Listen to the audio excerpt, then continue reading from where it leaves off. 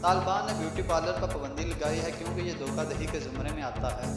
ان میں آئی برو، make up اور بالوں کی کٹنگ شامل ہے۔ شیشہ اور حکام۔ طالبان کے نزدیک شیشہ ایک نقصان دہ عمل ہے۔ اس پر فتوے کے ذریعے اس کو بین کر دیا گیا ہے۔ عورتوں اور مردوں کا اکٹھے ہونا۔ عورتوں اور مردوں کا ہوٹلوں میں جانا یا پارک میں جانا منع ہے۔ عورتوں کو جمعرات، جمعہ اور ہفتہ پارک میں جانے کی اجازت ہے، باقی دن مردوں کے لیے مختص ہے۔ عورتوں کی اعلیٰ تعلیم۔ یونیورسٹی میں افغان عورتوں کا داخلہ ممنوع ہے، یہ ان کی عزت کے لیے ہے، اور کچھ ذمہ داران کہتے ہیں یہ پابندی عارضی ہے۔ عورتوں کا اکیلے گھر سے نکلنا۔